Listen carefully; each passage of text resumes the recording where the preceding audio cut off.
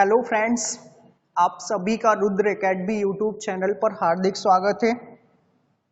हम सभी मध्य प्रदेश जीएस श्रृंखला डिस्कस कर रहे हैं, जिसके तहत हम लोगों ने लगभग 4-5 वीडियो अपलोड किए जा चुके हैं और ओवरऑल मध्य प्रदेश का जो फंडामेंटल है जिलों वाइज वो भी हमने और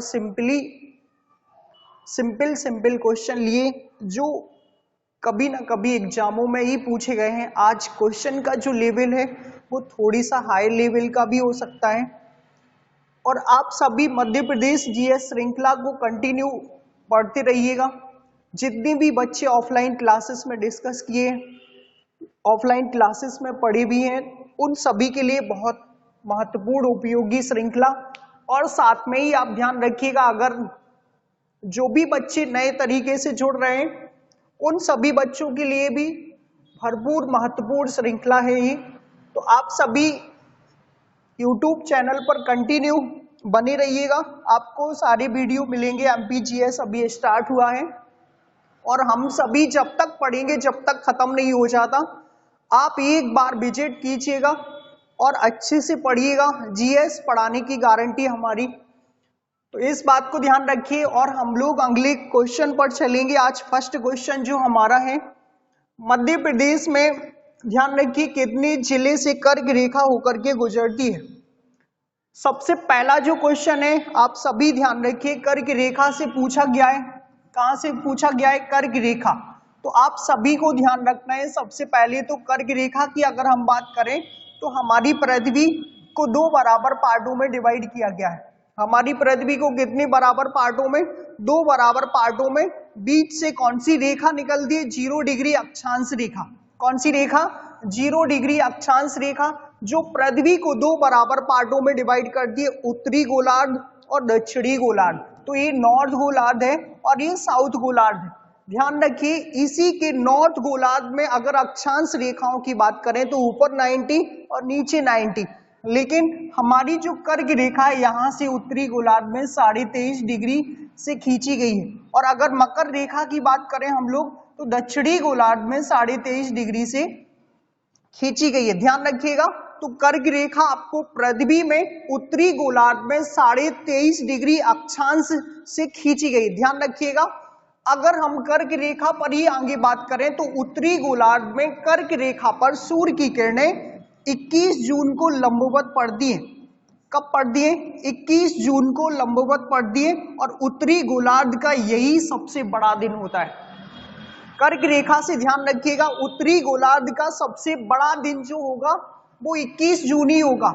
और 21 जून को सूर्य की किरणें डायरेक्टली लंबवत पड़ती है। और हमारे मध्य प्रदेश में कहां पर? उज्जैन। ध्यान रखिएगा, उज्जैन शहर है जहां महाकालेश्वर की नगरी आप सभी जानते हैं। और महाकालेश्वर टेम्पल पर ही 21 जून को सूर्य की किरणें 90 डिग्री लंबवत पड़ती है। ऐसा कहा जाता है कि भगवान सूर्य भगवान शिव को दंडवत प्रणाम करते हैं। आप सभी को ध्यान रखना है, पृथ्वी का एकमात्र शहर जहां पर सूर्य की किरणें 21 जून को उज्जैन शहर में लंबवत पड़ती है। तो आप सभी ध्यान रखिएगा, कर्क रेखा 21 जून को सबसे बड़ा दिन। कर्क रेखा कहाँ है? मौजूद है उत्तरी गोलार्ध में स्थित है। कहाँ स्थित है? उत्तरी गोलार्ध। आपको ये भी ध्यान रखना है, उत्तरी गोलार्ध का सबसे बड़ा दिन 21 जून। अगर छोटा दिन पूछ लिया जाए उत्तरी गोलार्ध का तो 22 दिसंबर। कौन सा है? 22 दिसंबर। अगर हम दक्षिणी गोलार्ध की बात करें तो दक्षिणी गोलार्ध का सबसे बड़ा दिन 22 दिसंबर और सबसे छोटा जो दिन है वो 21 जून है। अगर दक्षिणी गोलार्ध में चले जाते हैं तो 21 जून छोटा है और 22 दिसंबर दक्षिणी गोलार्ध का सबसे बड़ा दिन है। तो आपको कर्क रेखा से समझ में आया होगा, हमारी पृथ्वी को अक्षांश और देशांतर लैटिट्यूड और लॉन्गिट्यूड में बांटा गया है, जिसमें उत्तरी गोलार्ध में कर्क रेखा मौजूद है। और हमारे भारत से अगर हम लोग बात कर लें, कर्क रेखा 8 राज्यों से होकर के गुजरती है। कितने राज्यों से? 8 राज्यों से। 8 राज्यों को याद करने के लिए आप ट्रिक का प्रयोग भी कर सकते हैं, छत पर जा गब्बर मामी। ध्यान रखिएगा, ऐसे ये ट्रिक है। बाकी आप लोग भी कई सारी ट्रिक बना सकते हैं स्टडी करते करते। आप सभी के पास इतना नॉलेज हो जाता है कि अपनी खुद की ट्रिक बनाने लगते हैं। प्रैक्टिस चाहिए, बस क्या चाहिए? प्रैक्टिस। तो प्रैक्टिस से ही आएगा। आप छत पर जा गब्बर मामी, इसमें आपको ये ध्यान रखना है कि पर पूरा का पूरा साइलेंट है। छा से छत्तीसगढ़, ता त्रिपुरा, जा से झारखंड, गा से गुजरात, बा से बंगाल, रा से राजस्थान, मा से मध्य प्रदेश और मी से मिजोरम। मतलब हमारे भारत के 8 राज्यों से होकर के गुजरेगी कौन सी रेखा? कर्क रेखा। अब मध्य प्रदेश में क्वेश्चन है, इस क्वेश्चन का जो राइट आंसर होगा 14 जिलों से होकर के गुजरती है। कर्क रेखा कितने जिलों से होकर के? 14 जिलों से होकर के मध्य प्रदेश में। और अगर कोई आपसे पूछ ले कि संभाग वाइज कितने संभागों से गुजरती है, तो भैया ध्यान रखो 5 संभागों से होकर के गुजरती है। कितने संभाग से? 5 संभाग से मध्य प्रदेश में कर्क रेखा गुजरती है। अब हैं कौन कौन से, वो भी आपको ध्यान रखना है। मध्य प्रदेश में कौन कौन से हैं, तो आप सभी ध्यान रखिएगा। अगर 5 संभागों की हम लोग बात कर लें तो सबसे पहले उज्जैन। कौन सा संभाग है? उज्जैन से कर्क रेखा होकर के गुजरेगी और उज्जैन संभाग के 3 जिलों से। कितने जिलों से? 3 जिलों से। ध्यान रखिए। जो दूसरा संभाग है आप ध्यान रखिए, भोपाल। कौन सा संभाग है? भोपाल। और भोपाल में कितने जिलों से? 5 जिलों से होकर के गुजरेगी। और तीसरा जो संभाग है आप सभी को ध्यान रखना है, सागर। कौन सा संभाग है? सागर। सागर से 2 जिलों से होकर के गुजरेगी। अभी आपको जिले भी सुनाएंगे, घबराइएगा नहीं। चौथा जो संभाग है आप सभी को ध्यान रखना है, जबलपुर। जबलपुर से भी ध्यान रखिएगा, जबलपुर से 2 जिलों से होकर के गुजरेगी। और जबलपुर के बाद आपको ये ध्यान रखना है, अगला जो संभाग है शहडोल। कौन सा संभाग है? शहडोल। तो आप ध्यान रखिए, शहडोल से भी 2 जिलों से होकर के गुजरेगी। 6, 5, 11 और 3, 14। मतलब हमारे मध्य प्रदेश में कर्क रेखा जो है 14 जिलों से होकर के गुजरती है। रटा हुआ होगा आप सभी को कि मध्य प्रदेश में कर्क रेखा कितने जिलों से होकर के गुजरती है? 14 से। लेकिन कर्क रेखा से ये सारे पॉइंट ध्यान रखने, ये भी बहुत इंपॉर्टेंट है। पता चला एमपी से क्वेश्चन ना पूछ के भारत से पूछ दिया, भारत से ना पूछ के पृथ्वी से पूछ दिया, फिर क्या करोगे? तो आप सभी को कर्क रेखा के महत्वपूर्ण पॉइंट सारे रट लेना है। ध्यान रखिए, अभी और घबराइएगा नहीं, कर्क रेखा खत्म नहीं हुआ है। पढ़ाएंगे तो ऐसा कि आपको टोटली कर्क रेखा समझ में आ जाए अच्छे से, कभी भूलने की जरूरत ही ना पड़े। और दूसरा, आपको नोट्स नहीं बनाना है, सिर्फ वीडियो देखना है। तो आप देखते रहिएगा। उज्जैन आपको ध्यान रखना है, 3 संभाग, रतलाम, उज्जैन, आगर मालवा। सॉरी 3 संभाग नहीं, 3 जिले। ध्यान रखिएगा कौन कौन से? उज्जैन, रतलाम, आगर मालवा। भोपाल में 5 है, भोपाल संभाग में ही 5 जिले और 5 से होकर के गुजर जाती है। भोपाल, रायसेन, सीहोर, विदिशा, राजगढ़। ध्यान रखिएगा। सागर, सागर के 2 से सागर और दमोह। जबलपुर, जबलपुर और कटनी। ध्यान रखिए, शहडोल और उमरिया। ये टोटली 14 है। टोटली कितने? 14। तो कर्क रेखा आप सभी ध्यान रखिएगा, मध्य प्रदेश के 14 जिलों से, भारत के 8 राज्यों से, पृथ्वी पर उत्तरी गोलार्ध में 23.5 डिग्री से खींची गई है। उत्तरी गोलार्ध का सबसे बड़ा दिन 21 जून, और 21 जून को ही सूर्य की किरणें कर्क रेखा पर दंडवत पड़ती है, लंबवत पड़ती है। आप सभी ध्यान रखिए। एक पॉइंट और पूछा जाता है, कौन सी नदी कर्क रेखा को 2 बार काटती है? तो भैया माही नदी कर्क रेखा को 2 बार काटती है। काटती कहाँ है? राजस्थान राज्य में काटती है। राजस्थान में कहाँ काटती है? बांसवाड़ा में काटती है। कहाँ काटती है? बांसवाड़ा। बांसवाड़ा से होकर के आसपास से कर्क रेखा होकर के गुजरती है। तो आप सभी माही नदी को ध्यान रखिए, कर्क रेखा को 2 बार काटने वाली कौन सी नदी? माही। आगे अगर हम लोग बात करें कि कर्क रेखा के ऊपर स्थित शहर या कर्क रेखा के ऊपर स्थित शहर, तो रांची है। कौन सा है? रांची। अगर कोई पूछ ले कर्क रेखा पर ही स्थित है, अगर कोई पूछ ले दूसरा समीप स्थित शहर, भोपाल। कौन सा है? भोपाल। तो आप सभी को ये ध्यान रखना है, कर्क रेखा के सारे पॉइंट। इस क्वेश्चन का जो राइट आंसर है वो सी ऑप्शन के साथ, मतलब 14 आंसर राइट होगा हमारा। आप सभी वीडियो को अंत तक देखिएगा, भरपूर समझ में आएगा। मध्य प्रदेश तथा ओवरऑल भारत को भी लेंगे हम लोग। सेकंड क्वेश्चन है हमारा, देखिए सेकंड क्वेश्चन है, अमरकंटक कहां पर है? ये तो हमने आपको पिछले वीडियो में भी पढ़ाया है। अब लिया क्यों गया है तो आप ध्यान रखिएगा, कुछ इससे डिफरेंट आपको मिलने वाला है। अमरकंटक से ध्यान रखिएगा, हम जितने भी वीडियो दिए हैं आपको, अगर आप कोई एक वीडियो देखेंगे तो फिर सही नहीं होगा, आप सीक्वेंस से देखिए, क्योंकि इस वीडियो में हम सीधे आगे बढ़ जाएंगे, समझाएंगे नहीं ऑप्शनों को, क्योंकि पिछले वीडियोस में आपको समझा चुके हैं। तो अमरकंटक आप सभी ध्यान रखिए, राइट आंसर होगा अनूपपुर। बहुत सिंपल है, बार बार शायद इसलिए भी हो गया, आपको याद हो जाना चाहिए और अगली बार से नहीं होगा बार बार ही क्वेश्चन। तो अनूपपुर ध्यान रखिए, अनूपपुर में क्या है, अमरकंटक। अमरकंटक से 3 नदियों का उद्गम, 3 नदियां आप सभी जानते हैं, नर्मदा, नर्मदा के बाद सोन और सोन के बाद जोहिला, आप सभी ध्यान रखिएगा। और इसके बाद अमरकंटक किस श्रेणी का है, मेकल श्रेणी का है।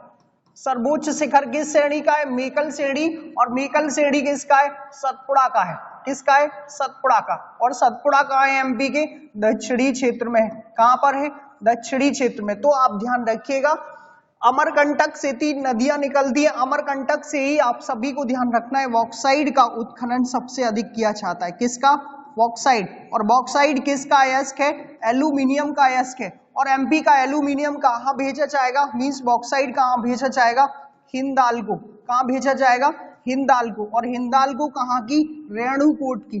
ध्यान रखिएगा, रेणुकूट कहाँ स्थित है, यूपी में स्थित है। तो आप सभी को ये ध्यान रखना है, ये पॉइंट, बॉक्साइड, बॉक्साइड एमपी के अमरकंटक से भरपूर निकाला जाएगा। अमरकंटक में ही इंदिरा गांधी आदिवासी जनजातीय विश्वविद्यालय भी मौजूद है। तो आप सभी को ये अमरकंटक से ही ध्यान रखना है, इंदिरा गांधी जनजातीय विश्वविद्यालय ध्यान रखना है, कहां पर स्थित है, अमरकंटक में ही स्थित है, इंदिरा गांधी जनजातीय विश्वविद्यालय। तो राइट आंसर हमारा अनूपपुर होगा।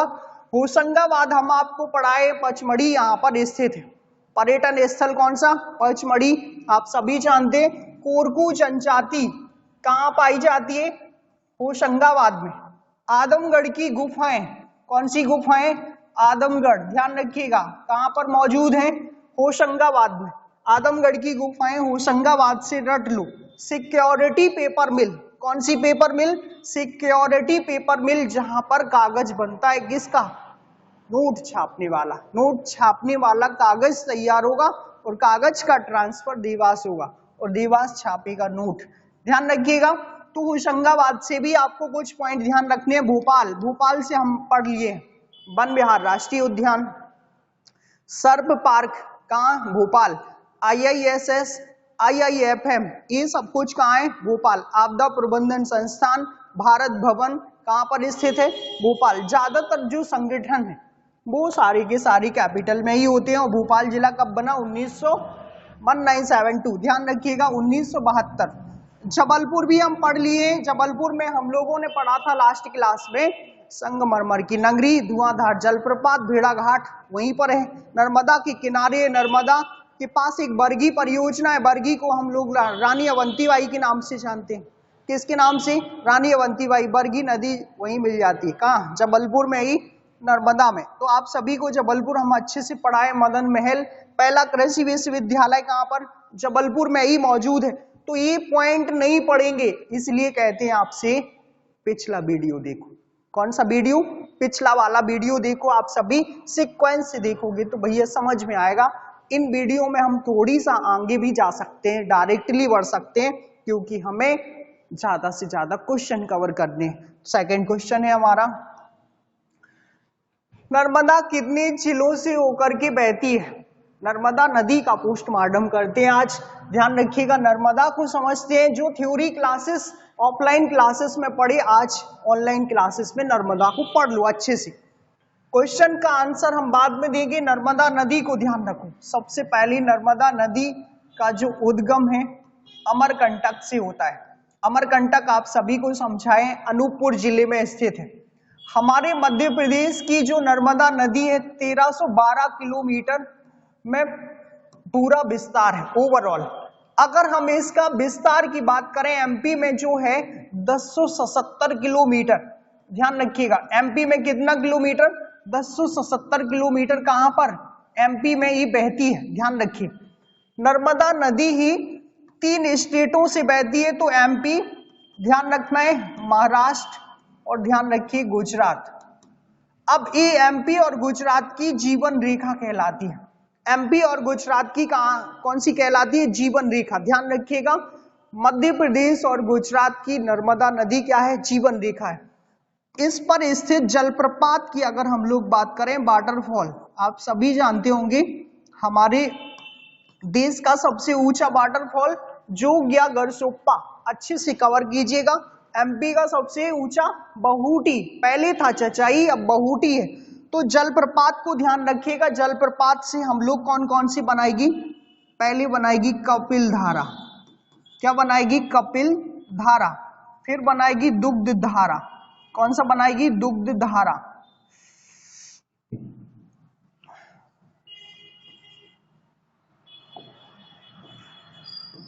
क्या बनाएगी?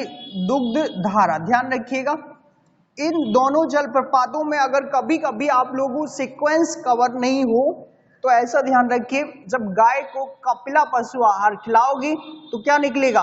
दूध निकलेगा। तो पहले कपिल धारा, कपिला पशु आहार, फिर धुआंधार, मीन्स दुग्ध धारा, फिर धुआंधार है। फिर क्या है? धुआंधार। कहां पर है? ये जबलपुर में। तो आप सभी को धुआंधार भी ध्यान रखना है। फिर ध्यान रखना है सहस्त्र धारा, कौन सा है? सहस्त्र धारा। और फिर ध्यान रखिएगा मंदार व दर्दी जलप्रपात, मंदार व दर्दी जलप्रपात। एक इस नदी पर है, आप सभी को ध्यान रखना है, नर्मदा नदी पर मौजूद है। कौन सी नदी पर? नर्मदा पर। इस पर सबसे बड़ी परियोजना कौन सी है? इंदिरा सागर। कौन सी परियोजना है? इंदिरा सागर। ध्यान रखिएगा, इस नदी की कितनी सहायक नदियां हैं? 41 सहायक नदियां हैं, जो 19 और 22 का क्रम है, दाएं बाएं से इसमें जाके मिल जाती हैं। तो सबसे अधिक नदियां सहायक किसकी है? नर्मदा नदी की है। नर्मदा नदी से ध्यान रखिएगा सतपुड़ा और विंध्याचल पर्वतों के बीच से होकर के प्रवाहित होती है। कौन कौन से? सतपुड़ा व विंध्याचल।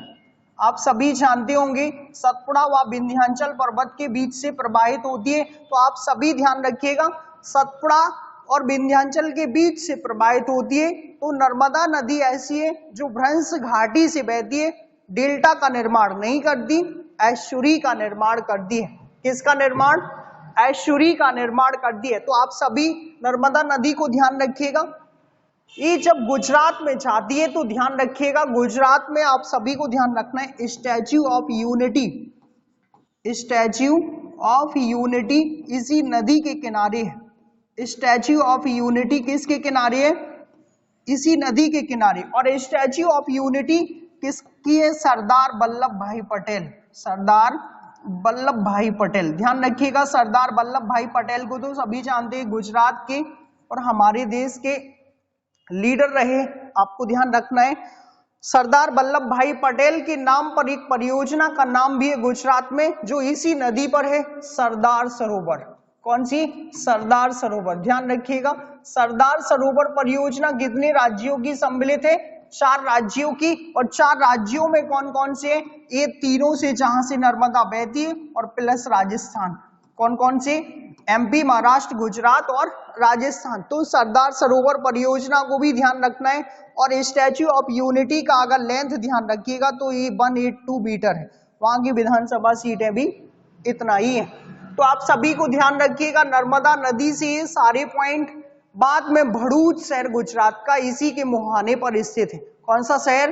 भरूच शहर। ध्यान रखिए। और लास्ट में कहाँ चली जाती है? खंबात की खाड़ी में। तो आप सभी को एमपी की सबसे बड़ी नदी है कौन सी? नर्मदा। नर्मदा बहुत प्रसिद्ध है। नर्मदा को हमारे यहाँ की गंगा कहा जाता है एमपी की, और सबसे बड़ी है। ध्यान रखिए। लेकिन अब बहती कितने जिलों से है? तो राइट आंसर होगा 16 जिलों से होकर के प्रवाहित होती है। कितने जिलों से होकर के? 16 जिलों से। तो आप सभी को नर्मदा नदी के बारे में कुछ पॉइंट समझ में आए होंगे। आप सभी को नर्मदा अच्छे से कवर कर लेनी है, बाकी हम थ्योरी क्लासेस में डिस्कस करने वाले हैं। तो सेकंड क्वेश्चन है हमारा, मध्य प्रदेश का नाम किसने दिया?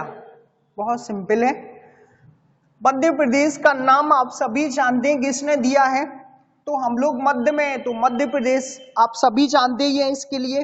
किसने दिया है? पंडित जवाहरलाल नेहरू। अंबेडकर जी भी ऑप्शन है, राजेंद्र प्रसाद जी भी है, लाला लाजपत राय है, लेकिन हमारा जो राइट आंसर जाएगा वो नेहरू जी के साथ। ये हमारे देश के प्रथम पीएम थे। पीएम मतलब प्रधानमंत्री। हमारे देश के प्रथम प्रधानमंत्री कौन थे? जवाहरलाल नेहरू। हमारे देश के प्रथम राष्ट्रपति कौन थे? आप सभी को ध्यान रखना है, डॉक्टर राजेंद्र प्रसाद। हमारे देश के अंबेडकर जी, इनको तो दंडवत प्रणाम करना चाहिए, इनकी वजह से ही हम लोग स्वतंत्र हैं। ध्यान रखिएगा, अंबेडकर जी नहीं होते तो हम सभी को इतनी आजादी नहीं मिली होती। और दूसरा ध्यान रखिएगा, अंबेडकर जी के द्वारा ही, अब ये सोच लीजिएगा, ये इतने बुद्धिमान थे कि उस टाइम समझ गए थे कि फ्यूचर कैसा होने वाला है और फ्यूचर में कौन कौन से अधिकार दिए जाएं जो लोगों के लिए सबसे हेल्पफुल हो।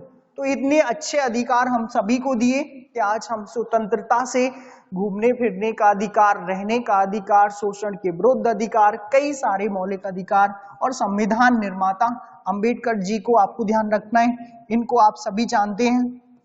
लाला लाजपत राय को आपको ध्यान रखना है, ये क्रांतिकारी थे, आपको ध्यान रखना है, इनके सर पर लाठी पड़ने से इनका डेथ हो चुका था। तो एमपी का नाम किसने दिया? नेहरू जी ने। आप सभी को ध्यान रखना है, जो हमारे देश के प्रथम प्रधानमंत्री रहे पंडित जवाहरलाल नेहरू ने मध्य प्रदेश नाम क्यों दे दिया था? क्योंकि हम लोग मध्य में स्थित हैं। कहाँ स्थित हैं? मध्य में स्थित हैं, इसलिए नेहरू जी ने बोल दिया मध्य प्रदेश। और मध्य प्रदेश का गठन हम आप सभी को समझा चुके हैं, 1 नवंबर कब हुआ था? 1 नवंबर 1956 को एमपी का गठन हुआ। उस टाइम पर हमारे साथ एमपी प्लस छत्तीसगढ़ शामिल था, एमपी प्लस छत्तीसगढ़, और छत्तीसगढ़ हमसे 2000 में गया, अलग हो गया। सेकंड क्वेश्चन की हम बात करते हैं। मध्य प्रदेश में सबसे अधिक कौन सा लोहा निकाला जाता है? एमपी में कौन सा सबसे अधिक लोहा निकाला जाता है? खनिजों से क्वेश्चन है, अच्छा क्वेश्चन है, कई बार पूछ लिया गया है।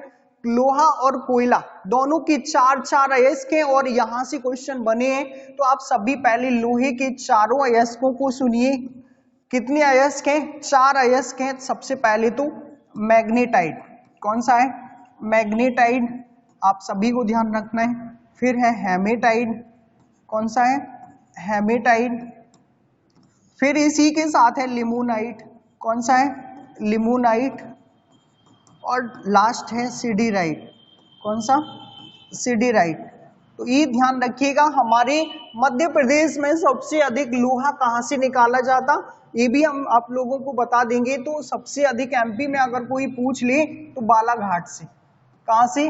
बालाघाट। मध्य प्रदेश में बालाघाट से सबसे अधिक लोहा निकाला जाता है। तो आपको बालाघाट अच्छे से कवर करना है। अगर हम सभी बात करें और लोहा की, तो लोहा से ये 4 अयस्क ध्यान रखिए, मैग्नेटाइट, हेमेटाइट, लिमोनाइट और सिडीराइट। सबसे शुद्धतम लोहे की अगर हम लोग बात करें तो मैग्नेटाइट है। कौन सा है? मैग्नेटाइट, जिसकी रेल की पटरियां बनती है। क्या बनाई जाती है? रेल की पटरियां बनाई जाती है। हमारे देश में तथा मध्य प्रदेश में सबसे अधिक निकाला जाने वाला हेमेटाइट है। कौन सा है? हेमेटाइट। तो हमारा जो राइट आंसर होगा वो बी ऑप्शन के साथ जाएगा, हेमेटाइट इज करेक्ट आंसर। कौन सा लोहा सबसे अधिक? हमारे प्रदेश में ही नहीं, पूरे देश के अंदर सबसे ज्यादा निकाला जाने वाला कौन सा है?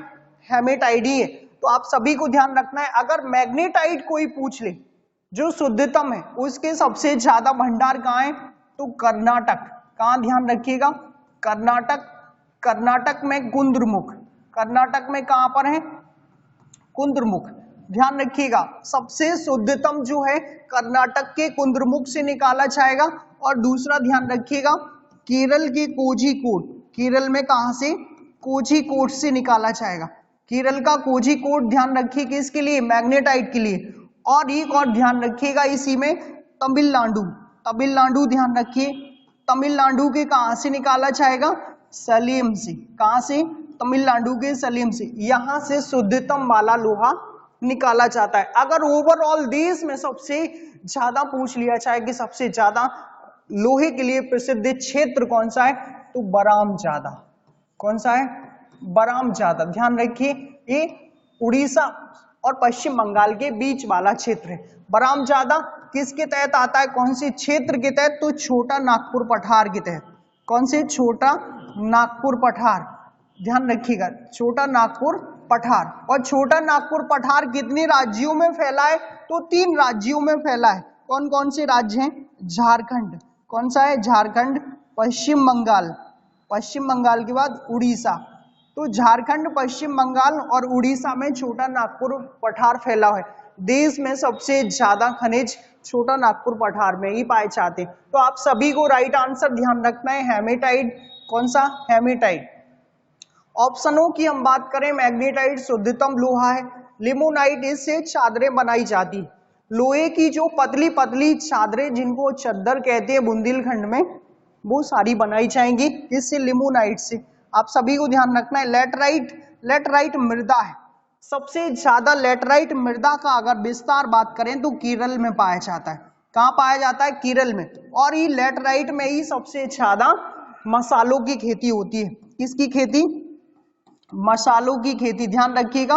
और पेय पदार्थों की खेती, पेय पदार्थ में चाय और कॉफी, आप सभी ध्यान रखिए। समझ में आया होगा ये क्वेश्चन आप सभी को। मध्य प्रदेश में सबसे अधिक लोहा बन गया होगा। सेकंड क्वेश्चन पर बात करते हैं।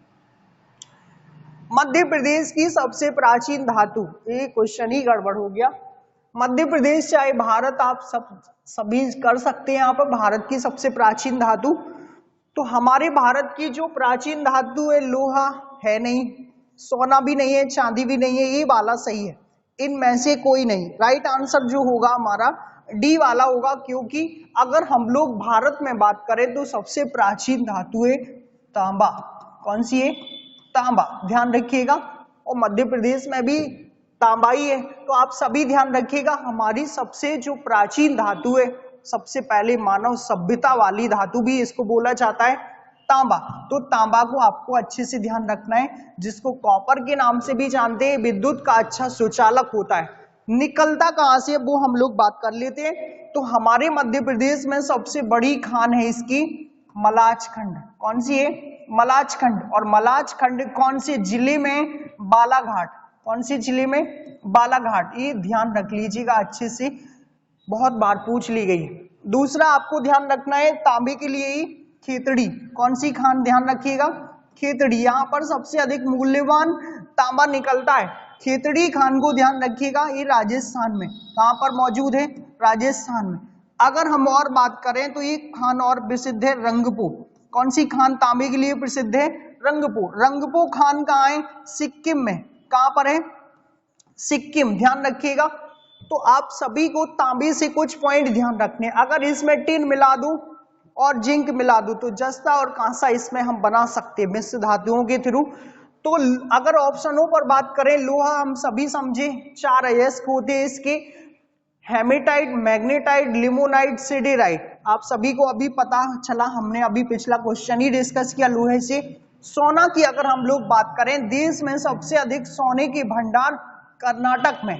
कहां पर है, कर्नाटक, ध्यान रखिए। कर्नाटक के कहां पर, कोलार।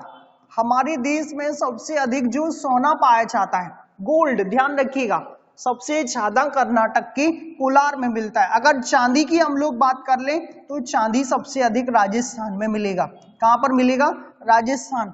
तो आप सभी को ध्यान रखना है, सोना अत्यधिक तन्य धातु है।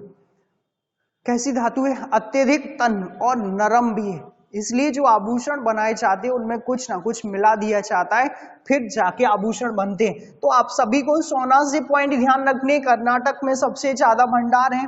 चांदी से ध्यान रखिएगा, राजस्थान में सबसे ज्यादा चांदी मिल जाती है। सेकंड क्वेश्चन की हम बात करेंगे। जो सेकंड क्वेश्चन है, निम्नलिखित में मध्य प्रदेश में कौन सी नदी डेल्टा का निर्माण नहीं करती। अब देखिए बहुत सिंपल है, ये डेल्टा का निर्माण नहीं करती। अभी हमने डेल्टा बताया था आप सभी को, डेल्टा और एस्चुरी, पिछला वीडियो आप देख सकते हैं। तो कौन सी नदी नहीं करेगी, आप सभी को ध्यान रखना है कि जो ताप्ती नदी है वो डेल्टा का निर्माण नहीं करती। राइट आंसर होगा हमारा ताप्ती। ताप्ती नदी का उद्गम आप सभी ध्यान रखिए, बैतूल के मुल्ताई से होता है। कहां से होता है, बैतूल के मुल्ताई से। मुल्ताई तहसील आप सभी को ताप्ती पिछले वीडियो में समझाई गई है। नर्मदा के समानांतर बहने वाली नदी ताप्ती नर्मदा की भांति डेल्टा नहीं निर्माण करती, एस्चुरी बनाती है। कौन सी नदी? ताप्ती है। दक्षिण मध्य प्रदेश की दक्षिणी सीमा का निर्धारण करने वाली नदी ताप्ती। नर्मदा की भांति 3 स्टेटों से बहने वाली नदी ताप्ती। ध्यान रखिएगा, ताप्ती बुरहानपुर शहर इसके किनारे है और ताप्ती नदी पर उकाई और काकरापार परियोजना गुजरात राज्य में मौजूद है और गुजरात का सूरत शहर इसके मुहाने पर ये पड़ा चुके हैं। सोन नदी की बात कर लो तो सोन नदी का उद्गम अमरकंटक से होता है। कहां से होता है? अमरकंटक। अमरकंटक आप सभी जान गए होंगे, अनूपपुर में। कहां पर है? अनूपपुर। और अनूपपुर में ध्यान रखिएगा, अमरकंटक किसका भाग है? मीकल का भाग है। किसका भाग है? मीकल। और मीकल किसका भाग है? सतपुड़ा का भाग है। और सतपुड़ा का स्टार्टिंग कहां से होता है? गुजरात से होता है। और सबसे अधिक कहां फैला हुआ है? तो एमपी में फैला हुआ है। आप सभी ध्यान रखिएगा, बहुत सारे पॉइंट बनेंगे क्योंकि चैन श्रृंखला है। जीएस क्या है? चैन श्रृंखला। तो अच्छे से सोन नदी का उद्गम आपको कवर कर लेना है, अमरकंटक से होगा। मध्य प्रदेश की तीसरी नंबर की सबसे बड़ी नदी नर्मदा चंबल के बाद किसका स्थान? सोन का ही आता है। सोन नदी पर शहडोल में एक परियोजना है, वो पूछी गई कई बार, बाण सागर। कौन सी परियोजना? बाण सागर। इसमें भी 3 राज्य सम्मिलित, 3 राज्यों में हमने आपको पढ़ाए थे, एमपी, यूपी और बिहार। एमपी का 50%, यूपी और बिहार 25-25% के साथ है। तो आप सभी को सोन ध्यान रखना है। बैनगंगा पढ़ लो, बैनगंगा नई नदी है। इस नदी को दक्षिण का प्रवेश द्वार कहते हैं। क्या कहते हैं? दक्षिण का प्रवेश द्वार। दक्षिण का प्रवेश द्वार कौन सी नदी है? बैनगंगा। बैनगंगा नदी का उद्गम सिवनी के पारसबाड़ा पठार से होता है। कौन से पठार से? पारसबाड़ा पठार। कौन से जिले में? सिवनी में। कहां पर है? सिवनी। ध्यान रखिएगा। और इसी सिवनी में ही बैनगंगा नदी पर संजय सरोवर डैम। कौन सा डैम है? संजय सरोवर। ध्यान रखिए, ये पूछ लिया गया है। संजय सरोवर डैम एशिया का सबसे बड़ा मिट्टी का बांध है। एशिया का सबसे बड़ा किसका बांध? मिट्टी का बना हुआ बांध। इसी को भीम बांध भी कहते हैं। क्या कहते हैं? भीम बांध। तो आप सभी को संजय सरोवर ध्यान रखना है, सिवनी में, बैनगंगा नदी से। बैनगंगा आगे महाराष्ट्र में चली जाती है। मध्य प्रदेश की एकमात्र दक्षिण दिशा में प्रवाहित होने वाली नदी, एमपी की दक्षिण दिशा में प्रवाहित होने वाली नदी कौन सी है? बैनगंगा ही है। बाकी सारी ज्यादातर उत्तर दिशा की ओर जाती है। और मध्य प्रदेश की ज्यादातर नदियां दूसरी नदियों में मिल जाती। कौन सी नदियों में? दूसरी नदियों में। सिर्फ 3 नदियों को छोड़ करके जो डायरेक्ट समुद्र तक जाती, नर्मदा, ताप्ती और माही। ध्यान रखिएगा, ये एमपी से निकल के डायरेक्ट समुद्र तक जाएगी। तो आप सभी बैनगंगा को ध्यान रखिए। बैनगंगा महाराष्ट्र चली जाती है, महाराष्ट्र में आगे जाके वर्धा में मिल जाएगी। वर्धा और बैनगंगा का जहां संगम होगा उसको प्राणहिता के नाम से जाना जाता है। और आगे जाके गोदावरी की सहायक बनेगी। किसकी? गोदावरी। तो आप सभी को बैनगंगा से ध्यान रखना है। दसान की बात कर लें, ये दसान है हमारी बाजू वाली, आप सभी जानते हैं। दसान नदी हमारी गररौली के पास से होकर के बहती है। अगर आपसे बोला चाहे कि कौन सा शहर है तो आप गररौली मत बोलिएगा, इस बात को ध्यान रखिएगा। दसान के किनारे सागर आप समझ सकते हैं, सागर के आसपास से होकर के गुजरती है। और दूसरा, इसका उद्गम रायसेन के अब्दुल्लागंज से होता है। कहां से? रायसेन के अब्दुल्लागंज से। और दसान नदी ध्यान रखिएगा, इस पर एक डैम बना है, सुचारा डैम, टीकमगढ़ जिले में। आपको सभी को ध्यान रखना है, टीकमगढ़ जिले को ज्यादातर सिंचित कर रखा है किसने? सुचारा डैम। पाइपलाइन बिछाई जा रही है। तो सुचारा डैम दसान नदी से ध्यान रखिएगा। और दसान नदी आगे जाके बेतवा में मिल जाती है। कौन सी नदी में मिल जाती है? बेतवा में। तो आप सभी दसान को समझिए, अच्छे से ये पॉइंट कवर करना है आप सभी को। सेकंड क्वेश्चन पर हम आगे बढ़ेंगे। मध्य प्रदेश के किस जिले में गांजा का उत्पादन होता है? किसका उत्पादन? गांजा का उत्पादन। अब आप ऑफलाइन क्लासेस में बच्चे बड़े प्रसन्न हो जाते हैं, जहां से गांजा अफीम की बात आती है तो समझ लीजिएगा कभी कभी कुछ भी। अब समझ लो, यहाँ गांजा का उत्पादन, गांजे के उत्पादन से आप सभी ध्यान रखिएगा। अफीम और गांजा दोनों को ध्यान रखिए, नशीले पदार्थ। कैसे पदार्थ हैं? नशीले पदार्थ। हमें क्वेश्चन के लिए पढ़ना है, हमें नहीं पढ़ना है वैसे, तो आप सभी डायरेक्ट आंसर पर बात कर लो। खंडवा में कहाँ पर है? गांजा सबसे अधिक खंडवा में होता है, तो खंडवा ध्यान रखिएगा गांजा के लिए प्रसिद्ध, और मंदसौर अफीम के लिए प्रसिद्ध। किसके लिए? अफीम। इनको भाई भाई कहते हैं, अफीम और गांजा। ध्यान रखिएगा दोनों से ड्रग्स बनाए जाते हैं, नशीले पदार्थ। मंदसौर से अफीम आप ध्यान रखिएगा, खंडवा से आप गांजा ध्यान रखिएगा। रायसेन से दो नदियां निकलेंगी, दसान और बेतवा। रायसेन से ही ऑप्टिकल फाइबर कारखाना यहीं पर स्थित है मंडदीप में। रायसेन में भीमबेटका की गुफाएं भी मौजूद हैं, और रायसेन में ही मृगेंद्रनाथ की गुफाएं भी मौजूद हैं। आप सभी को रायसेन कवर करना है, भोपाल संभाग के तहत आता है। कौन से संभाग के तहत? भोपाल संभाग के तहत। तो रायसेन अच्छे से कवर कीजिए। सीहोर, सीहोर से आप ध्यान रखिएगा, यहाँ पर बुधनी है। सीहोर से क्या है? यहाँ पर बुधनी है। बुधनी में रेलवे स्लीपर्स बनाने का कारखाना है। रेलवे स्लीपर्स ध्यान रखिएगा, रेलवे स्लीपर बनाने का कारखाना कहाँ पर है? बुधनी में। आदिवासी खेलकूद विद्यालय, आदिवासी ध्यान रखिएगा, आदिवासी खेलकूद विश्वविद्यालय, खेलकूद, ये एमपी का सबसे पहला विश्वविद्यालय है, आदिवासी खेलकूद विश्वविद्यालय। तो आप सभी को ध्यान रखना है कहाँ पर है? सीहोर में ही है, और सीहोर भी भोपाल के तहत ही आता है। और बुधनी मामा जी का क्षेत्र है। बुधनी किसका क्षेत्र है? मामा जी का क्षेत्र है। तो आप गांजा को ध्यान रखिएगा खंडवा से। खंडवा में इंदिरा सागर परियोजना, ओमकारेश्वर परियोजना, ओमकारेश्वर ज्योतिर्लिंग। मध्य प्रदेश में ओनली 2 ज्योतिर्लिंग हैं। मध्य प्रदेश में हनुवंतिया टापू इंदिरा सागर परियोजना में ही है, जो खंडवा जिले में मौजूद है। और खंडवा को आप सभी भरपूर अच्छे से कवर कर लिए पिछले वीडियो में। इसलिए कहते हैं आप सभी आगे वाले वीडियो को देखने के पहले पिछले वाले वीडियो जरूर देखें, क्योंकि बेस तो वहीं से बनेगा, बाकी आगे तो हम स्पीड पकड़ेंगे। मध्य प्रदेश में वर्तमान का सर्वाधिक प्रयोग होने वाला संचार का साधन है।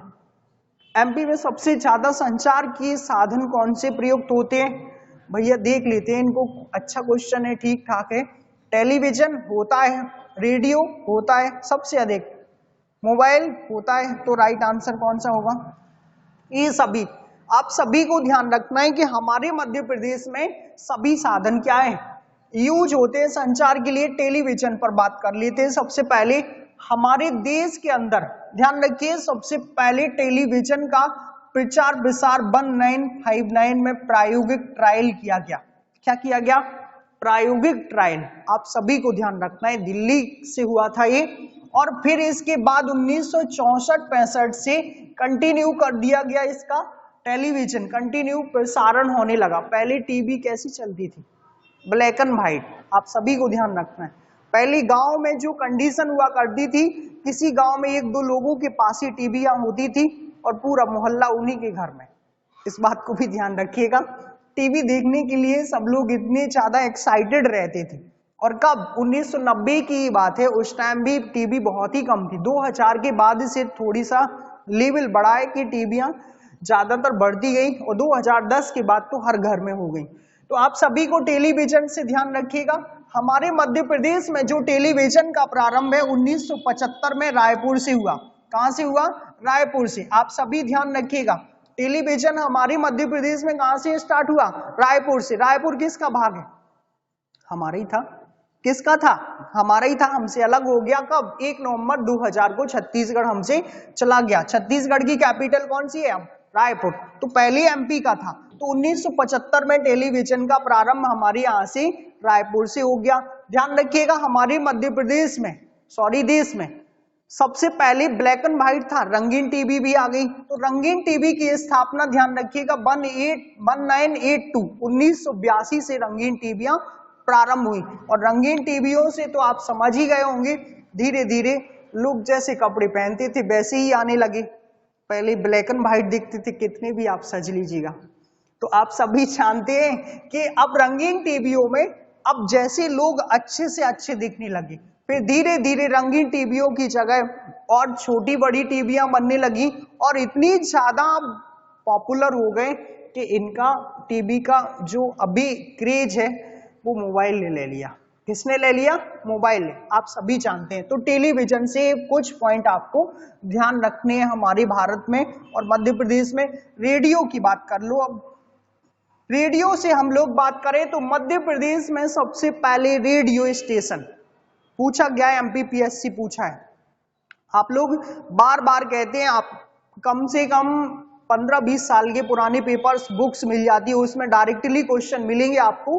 तो ये रेडियो से पूछा गया था। रेडियो मध्य प्रदेश में प्रथम पहला आकाशवाणी केंद्र 22 मई कब? 22 मई 1955।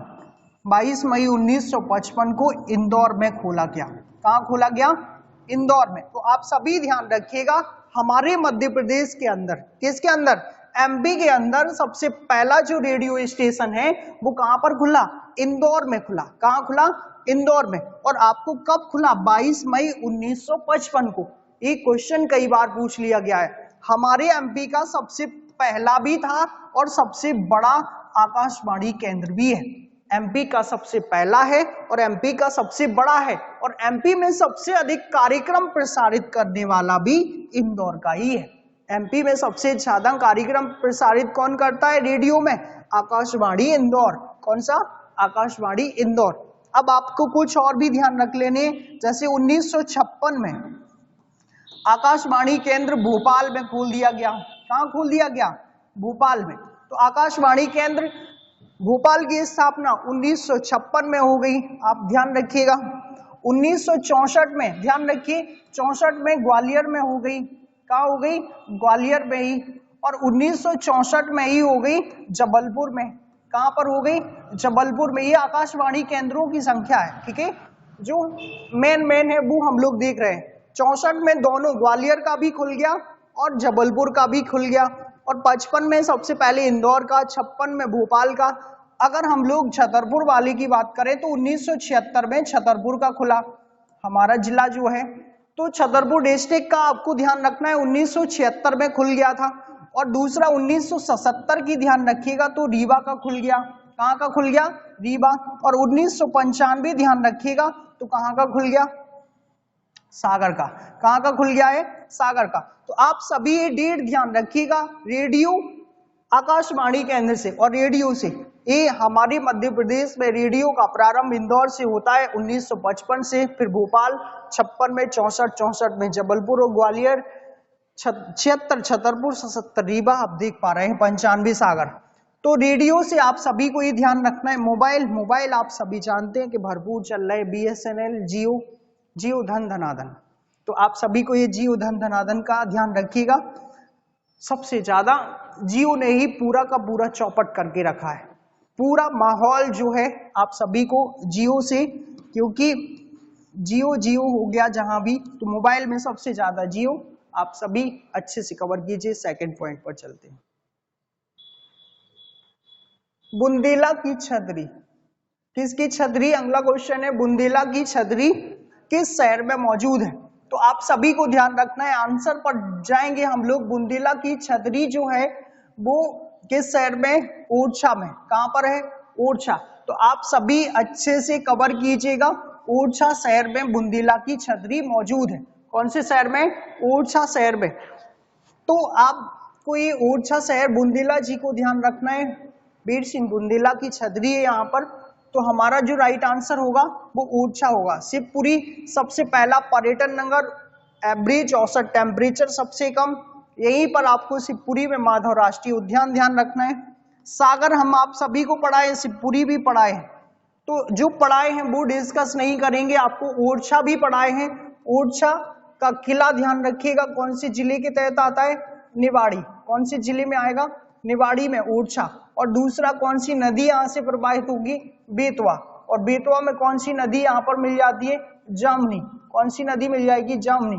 तो आप सभी को ये ओरछा से भी कई सारे पॉइंट डिस्कस किए गए। शिवपुरी को ध्यान रखिएगा। और इसके बाद सागर, सागर में फॉरेंसिक लैब है। कौन सी लैब है? Forensic lab. फॉरेंसिक लैब जो है वो कहाँ पर है? सागर में है। कब स्थापना हुई? 2006 में स्थापना हुई। तो आप सभी को फॉरेंसिक लैब भी ध्यान रखना है, सागर में मौजूद है। सागर से ही हरि सिंह गौर विश्वविद्यालय ध्यान रखिएगा।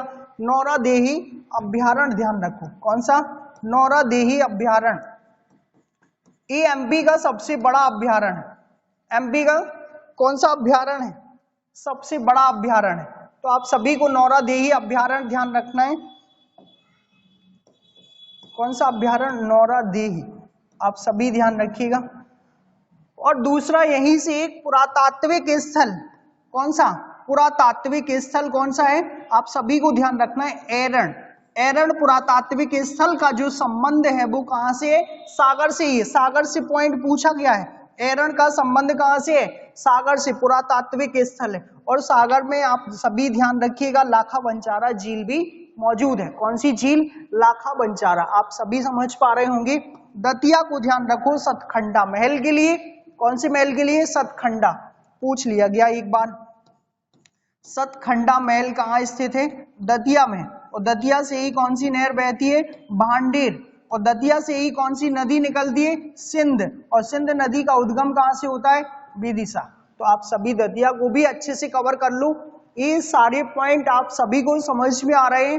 अब थोड़ी सा शॉर्ट में इसलिए इन जिलों का डिटेल ज्यादा इसलिए नहीं समझाया जा रहा क्योंकि पिछले वीडियो में कवर किए, तो आप सभी पिछला वीडियो देखिएगा, आगे का अपने आप समझ में आएगा।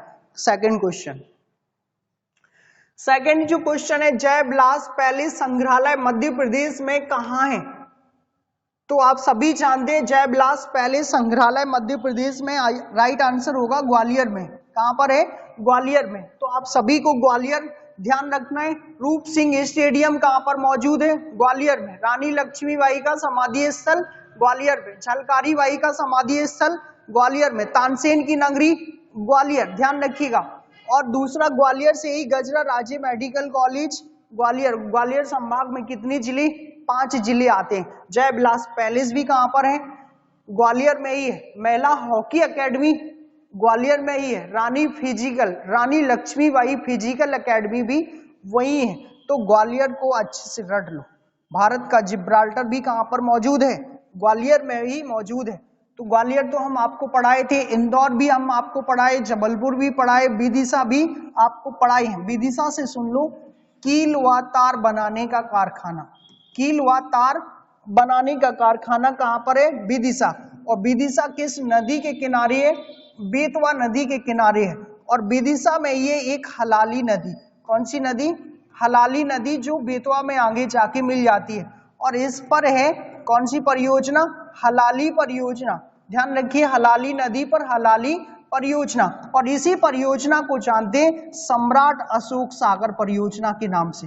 किसके नाम से, सम्राट अशोक सागर परियोजना के नाम से किसे जानते हैं, हलाली परियोजना को। तो विदिशा से ही ध्यान रखना है। और विदिशा से ही ध्यान रखिएगा उदयगिरी की गुफाएं, किसकी,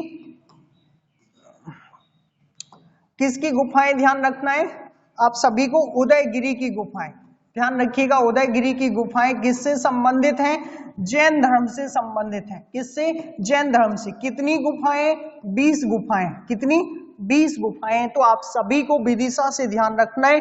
बाकी के हम जिले आपको कवर किए, Indore IIT institute, IIM institute, Holkar वंश ग्वालियर से संबंधित, अहिल्याबाई विश्वविद्यालय स्वच्छता की दृष्टि से देश का प्रथम शहर, फर्स्ट रैंक लाने वाला, लेजर अनुसंधान संस्थान यहीं पर है ग्वालियर में ही। आप सभी को ध्यान रखना है, रोबोट से ट्रैफिक कंट्रोल करने वाला शहर, मिनी मुंबई, सूती वस्त्र उद्योग की नगरी, भारत MP का मैनचेस्टर हम कह सकते हैं क्योंकि सबसे ज्यादा सूती वस्त्र उद्योग होते हैं। भारत का मैनचेस्टर अहमदाबाद है। हम आपको पिछली वीडियो में सब कुछ डिस्कस किए। तो आप सभी को ये ध्यान रखिए, वित्तीय राजधानी, खेल राजधानी का दर्जा भी इंदौर को ही दिया गया है। यहाँ पर खंडपीठ भी है, जबलपुर हाई कोर्ट का इंदौर में ही मौजूद है। जबलपुर आप सभी जानते हैं, यहाँ पर उच्च न्यायालय स्थित है। मदन महल रेलवे स्टेशन, नर्मदा नदी प्रवाहित होती है, कृषि विश्वविद्यालय जो प्रदेश का पहला है। ये भी हम आपको लास्ट वीडियो में, पिछले वीडियो में अच्छे से समझाए। विदिशा को आपको इतनी पॉइंट ध्यान रखना है। और राइट आंसर जो होगा ग्वालियर, और ग्वालियर को भी हम आपको अच्छे से कवर किए हैं। सेकेंड क्वेश्चन है हमारा, मध्य प्रदेश में निम्न में से कौन सी नदी नहीं बहती है। अब देखिएगा MP में से कौन सी नदी नहीं बहती, समझ लीजिएगा। एमपी में नदियों से तो ध्यान रखो, मध्य प्रदेश में जो सबसे अधिक नदियां हैं एमपी में ही है। देश में सबसे अधिक नदियां कहां पर हैं? एमपी में ही, मध्य प्रदेश में नहीं। देश में सबसे अधिक नदियां कहां हैं? एमपी में। तो मध्य प्रदेश में निम्न में से कौन सी नदी नहीं बहती है? पार्वती भैया बहती है, ये नहीं बहती। ये आपको ध्यान रखना है, सोन बहती है, सिंध बहती है, ये वाली नहीं बहती, मतलब यमुना। कौन सी नदी नहीं बहेगी? यमुना। तो हमारा जो राइट आंसर होगा वो यमुना के साथ जाएगा। किसके साथ? यमुना नदी के साथ। आप सभी को ध्यान रखिए, यमुना की अगर हम लोग बात कर ले तो इसका उद्गम उत्तराखंड से होता है। कहां से होता है? उत्तराखंड। अच्छे से ध्यान रखिए, और उत्तराखंड में यमुनोत्री ग्लेशियर से। कहां से? यमुनोत्री ग्लेशियर, यमुनोत्री ग्लेशियर, ये ध्यान रखना है अच्छे से। कौन सा ग्लेशियर है?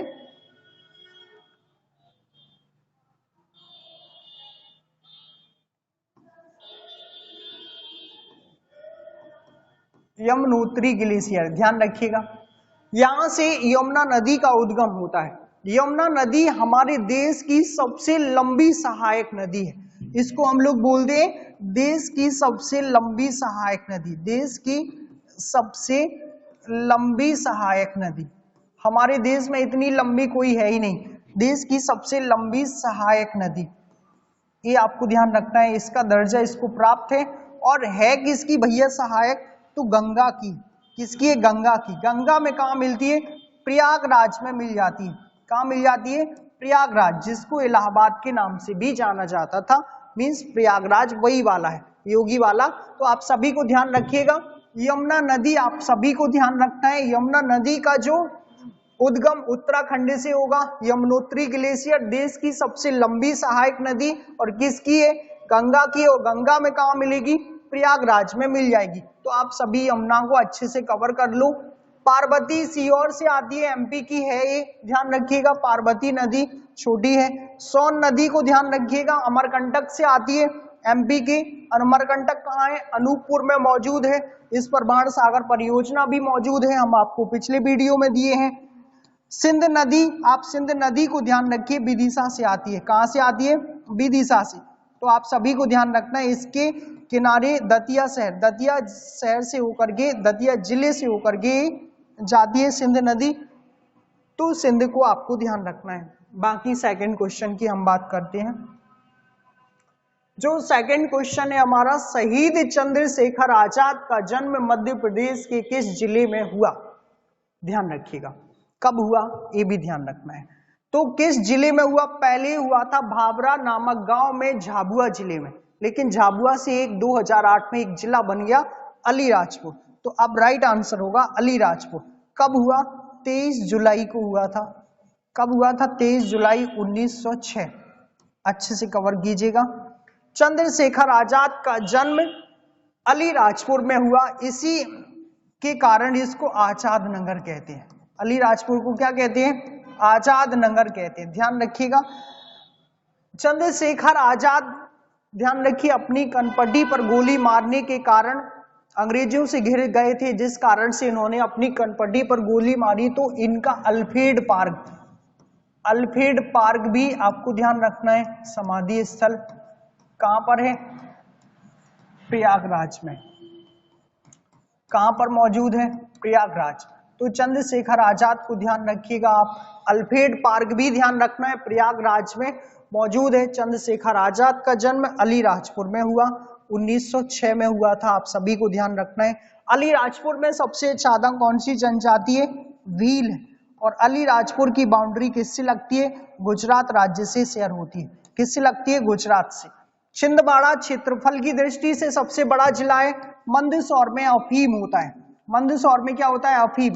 होशंगाबाद आप सभी को समझाए, इटारसी जंक्शन है, सिक्योरिटी पेपर मिल है, पचमढ़ी है, रजत दचेस अप्सरा है, पचमढ़ी में सबसे अधिक पानी बरसता है। एमपी का सर्वोच्च शिखर भी पचमढ़ी में ही है, जिसे धूपगढ़ के नाम से जानते हैं। सेकंड क्वेश्चन कौन सा है देखते हैं। सतपुड़ा राष्ट्रीय जीव उद्यान किस जिले में मौजूद है? सतपुड़ा राष्ट्रीय उद्यान। ऐसे जीव उद्यान भी कोई दिक्कत नहीं है। तो सतपुड़ा कहां पर मौजूद है आप सभी को ध्यान रखना है। राइट आंसर होगा होशंगाबाद। सतपुड़ा को हम समझा दिए थे आप सभी को। मंडला में कान्हा किसली राष्ट्रीय उद्यान है? शहडोल। आप सभी को ध्यान रखना है। दो नदियां यहां से प्रवाहित होती है, कौन कौन सी? नर्मदा और सोन। नर्मदा और सोन आप सभी को ध्यान रखना है। शहडोल का सुहागपुर भी ध्यान रखिएगा। सुहागपुर कोयले के लिए सबसे ज्यादा प्रसिद्ध क्षेत्र। टीकमगढ़ को ध्यान रखिएगा, इससे एक जिला बन गया अलग 1 अक्टूबर 2018 को। कौन सा जिला बना? निवाड़ी। तो आप सभी टीकमगढ़ को भी अच्छे से कवर कीजिएगा।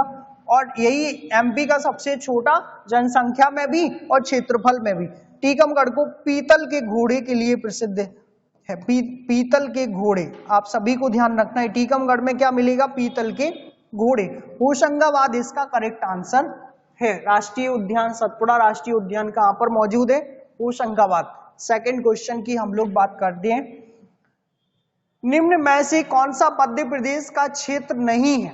अभी क्षेत्र पूछा गया है, क्षेत्र भी कई बार पूछ लिया गया है, तो आप सभी को क्षेत्र ध्यान रखिएगा। बुंदेलखंड एमपी का है, मालवा है, बघेलखंड है, उत्तराखंड नहीं है। तो हमारा जो राइट आंसर होगा उत्तराखंड, क्योंकि उत्तराखंड खुद एक राज्य जो यूपी से अलग हुआ 2000 में। ध्यान रखिएगा, यूपी और उत्तराखंड एक ही हुआ करते थे, लेकिन जैसे हमसे छत्तीसगढ़ ऐसे ही यूपी से उत्तराखंड अलग हो गया। तो राइट आंसर होगा उत्तराखंड। अब हमारे मध्य प्रदेश के अगर क्षेत्र की बात कर लें हम लोग, तो ये ध्यान रखो, मध्य प्रदेश को 3 बृहद प्रदेशों में बांटा गया है। कितनी बृहद प्रदेशों में? 3 बृहद प्रदेशों में। सबसे पहला है मध्य उच्च प्रदेश। मध्य उच्च प्रदेश आप सभी को ध्यान रखना है।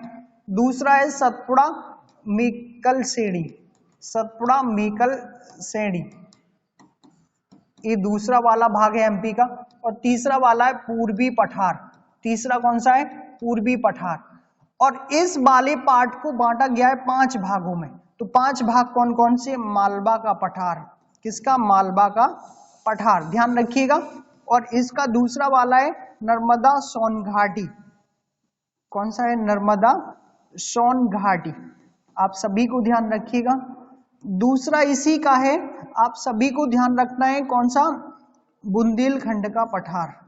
कौन सा? बुंदेलखंड का पठार।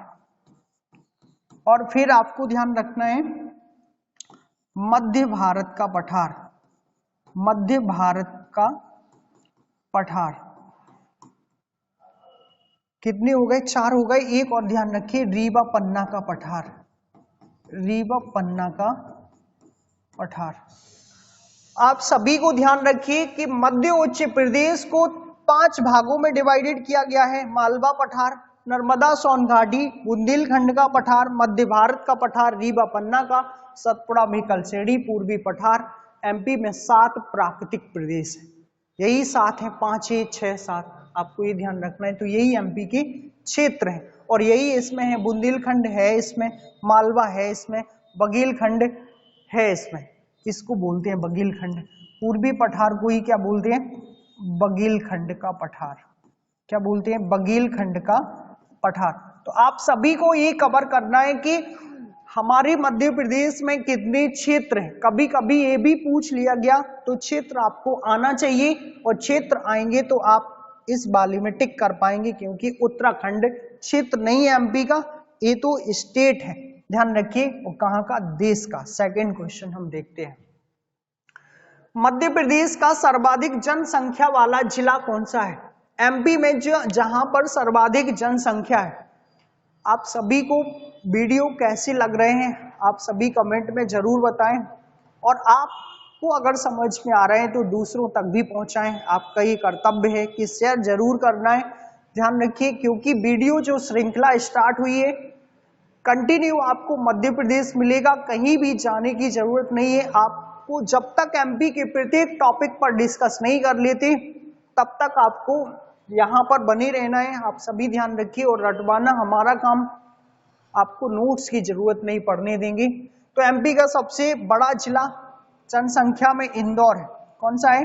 इंदौर। तो हमारा जो राइट आंसर होगा सी ऑप्शन के साथ जाएगा। एमपी में सबसे अधिक जनसंख्या, इंदौर में अभी लेटेस्ट में सबसे कम जनसंख्या, ध्यान रखिएगा कहां पर है, निवाड़ी में। कहां पर है, निवाड़ी में। अगर हम जनसंख्या का डाटा 2011 की जनगणना की बात करें तो सबसे कम थी हरदा में। कहां पर थी, हरदा में सबसे कम जनसंख्या थी। कब, जनगणना 2011, जनगणना 2011। तो जनगणना आपको ध्यान रखना है कि 2011 के अनुसार हरदा में सबसे कम और अभी प्रेजेंट में निवाड़ी में सबसे कम जनसंख्या मौजूद है, और सबसे ज्यादा उस टाइम भी और आज भी इंदौर में ही है। ध्यान रखिएगा, तो इंदौर में सबसे ज्यादा जनसंख्या है। भोपाल आप सभी को हम समझाएं, वन विहार राष्ट्रीय उद्यान कहां पर मौजूद है, भोपाल में स्थित है। सर्प पार्क कहां मौजूद है, भोपाल में। आपदा प्रबंधन कहां है, भोपाल। और आपको भारत भवन कहां स्थित है, भोपाल में ही स्थित है। तो आप सभी को कई सारे पॉइंट भोपाल से आप सभी को समझा चुके हैं। जबलपुर, जबलपुर को संगमरमर की नगरी कहा जाता है। धुआंधार जलप्रपात जबलपुर में ही मौजूद है। एमपी का पहला कृषि विश्वविद्यालय और एमपी का पहला इंजीनियरिंग कॉलेज भी जबलपुर है। जबलपुर को भी आपको अच्छे से कवर किए समझाए, तो आप सभी को ध्यान रखना है। इंदौर भी समझा चुके हैं और ग्वालियर भी आपको कई बार समझाए। ग्वालियर को ध्यान रखिए, तानसेन की नगरी, भारत का जिब्राल्टर, महारानी लक्ष्मीबाई का समाधि स्थल, झलकारी बाई का समाधि स्थल, और संगीत नगरी के नाम से भी इसे जानते हैं। मानसिंह तोमर संगीत विश्वविद्यालय भी यहीं पर ग्वालियर में ही मौजूद है। तो ये पॉइंट आप सभी को अच्छे से समझ में आ रहे होंगे। हम इनको इसलिए ज्यादा डिटेल में नहीं चाह रहे क्योंकि आपको पिछले वीडियो में दिया हुआ है। सेकंड क्वेश्चन हम बात करते हैं, पचमढ़ी की प्रसिद्धि का कारण है। अब ये क्वेश्चन अच्छा है, ध्यान रखिएगा। पचमढ़ी की प्रसिद्धि का कारण है जोगेश्वरनाथ मंदिर, बड़ा अभ्यारण्य, एक सुंदर पहाड़ी सैरागाह और औद्योगिक नगरी। तो क्या है आप सभी का जो राइट आंसर होगा, एक सुंदर पहाड़ी सैरागाह है। पचमढ़ी किसके लिए प्रसिद्ध है, सुंदर पहाड़ी सैरागाह। और पचमढ़ी किस जिले में, होशंगाबाद में। कहां पर मौजूद है, होशंगाबाद। आप सभी को हम आपको डिस्कस किए थे, होशंगाबाद में पचमढ़ी स्थित है। और इसी को बोला जाता है एमपी का हिल स्टेशन। एमपी का हिल स्टेशन कौन सा है, पचमढ़ी है। आप सभी को ध्यान रखना है, एमपी का स्वर्ग भी कहते हैं, एमपी का स्वर्ग। अगर आप सभी नहीं गए हैं तो पचमढ़ी जरूर जाए, इस बात को ध्यान रखिएगा। जब एमपी का स्वर्ग है तो एमपी में ही स्वर्ग ना देखें हम लोग, फिर अदर स्टेट में कैसे जा पाएंगे। तो पहले एमपी के स्वर्ग को देखना है, फिर अदर स्टेट में भी हिल स्टेशन है तो वहां भी घूमना है। लेकिन कब, नौकरी लगने की, समझ गए होंगे। तो आप सभी ध्यान रखिएगा, पचमढ़ी होशंगाबाद में, एमपी का हिल स्टेशन, एमपी का स्वर्ग भी है। तो राइट आंसर क्या है, एक सुंदर पहाड़ी सैरागाह। अगर ऑप्शनों की हम लोग बात करें तो जोगेश्वरनाथ का मंदिर, एक मंदिर देश में है ये, तो आपको ध्यान रखना है उत्तराखंड में। कहां पर है, उत्तराखंड में। जोगेश्वरनाथ का मंदिर उत्तराखंड में, कौन से जिले में, अल्मोड़ा में। कहां पर है, अल्मोड़ा। और यही एक मंदिर छोटे रूप में भगवान शिव से संबंधित है, एक मंदिर दमोह में भी है। कहां पर है, दमोह, हमारे मध्य प्रदेश का दमोह जिला यहाँ पर है। तो जोगेश्वरनाथ का मंदिर आपको एक देखने के लिए मिल जाएगा, बड़ा वाला उत्तराखंड के अल्मोड़ा में, और एक हमारे यहाँ पर मिल जाएगा दमोह में। बड़ा अभ्यारण्य एमपी का सभी जानते हैं, नौरा देही है। औद्योगिक नगरी एमपी की तो आप सभी जानते हैं पीथमपुर।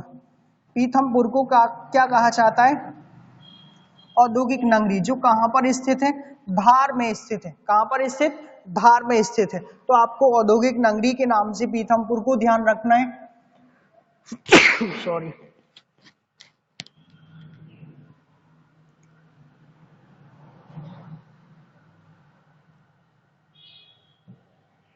तो आप सभी को पचमढ़ी की प्रसिद्धि का कारण समझ में आया होगा, अच्छे से कवर कीजिएगा। और पचमढ़ी से 2 पॉइंट और ध्यान रखना है, यहाँ पर रजत दचेस अप्सरा, रजत दचेस अप्सरा जलप्रपात भी मौजूद है।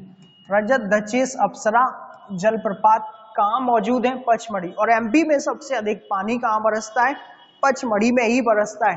तो आपको ये पचमढ़ी से कुछ पॉइंट कवर करने हैं। सेकंड क्वेश्चन की हम बात करते हैं, देखिएगा, सेकंड क्वेश्चन है अमरकंटक की प्रसिद्धि का कारण है, तो पहाड़ी सैरागाह है, वन्य जीव अभ्यारण्य है, महेश्वर मंदिर है और नर्मदा नदी का उद्गम। तो ये राइट आंसर है हमारा, कौन सा, नर्मदा नदी का उद्गम। तो नर्मदा नदी के लिए सबसे ज्यादा प्रसिद्ध है और पॉपुलर भी है, तो आप सभी को ये पॉइंट ध्यान रखने हैं। और इसके साथ ही आपको अमरकंटक अनूपपुर जिले में, कहां पर है, अनूपपुर, ये आपको पढ़ा चुके हैं, कहां पर मौजूद है, अनूपपुर में। तो आप सभी को ये ध्यान रखना है, इसका जो राइट आंसर होगा वो 4th के साथ जाएगा। एक क्वेश्चन और है हमारा, लास्ट क्वेश्चन हम लोग देखते हैं, और इसके बाद, इस क्वेश्चन के बाद हमारी जो श्रृंखला है आगे कल डिस्कस की जाएगी। तो मैहर माता के मंदिर में माँ दुर्गा का कौन सा रूप है, मैहर माता का मंदिर, आप सभी जानते हैं कि माँ दुर्गा का कौन सा रूप है, तो ध्यान रखिए माँ शारदा का रूप है। किसका रूप है, माँ शारदा। तो हमें ध्यान रखना है बी ऑप्शन हमारा माँ शारदा के साथ ही फिनिश होता है। हम सभी के ऊपर माँ शारदा कृपा बनाए रखें और हम सभी सक्सेसफुल हों, यही हमारी माँ शारदा से विनती है। तो आप सभी को माँ शारदा को ध्यान रखिएगा। और माँ शारदा किस जिले में मौजूद है, सतना में मौजूद है। और सतना में भी कहां पर, मैहर, ध्यान रखिएगा, सतना में भी कहां पर, मैहर। और मैहर किस श्रृंखला पर है, तो कैमूर पर्वत श्रृंखला पर है। कौन सी पर्वत श्रृंखला, कैमूर। और कैमूर किसका भाग है, तो विंध्याचल का भाग है। किसका भाग है, विंध्याचल का भाग है। तो आप सभी से निवेदन है कि आप भी जाएं, मां शारदा के दर्शन करें और आशीर्वाद प्राप्त करें। और हे मां, हम सभी को अच्छे से आशीर्वाद ऐसा दे दो कि हम सभी सक्सेसफुल हो जाएं। तो राइट आंसर मां शारदा के साथ जाएगा। हमारी ये श्रृंखला यही समाप्त होती है। आज का वीडियो आप सभी को ध्यान रखना है, आज की श्रृंखला जो थी 20 क्वेश्चन की, आप सभी अगर अच्छे से समझ पा रहे हैं तो कमेंट में जरूर बताएं। अगले क्वेश्चन कल और डिस्कस किए जाएंगे, जो अब लेवल थोड़ी सा हाई लेवल का भी होता जाएगा। मध्य प्रदेश के साथ साथ हम इंडिया में भी प्रवेश करेंगे, लेकिन क्वेश्चन सारे मध्य प्रदेश के रहेंगे। आपको ओवरऑल समझाएंगे एमपी और भारत में क्या, कहां कहां किस क्वेश्चन का कहां से संबंध है। आप सभी वीडियो को अंत तक देखते रहें, और अगर पसंद आया है तो चैनल को सब्सक्राइब जरूर करें और सर का सपोर्ट करें। थैंक यू फ्रेंड्स, हम लोग कल मिलते हैं अगली श्रृंखला में।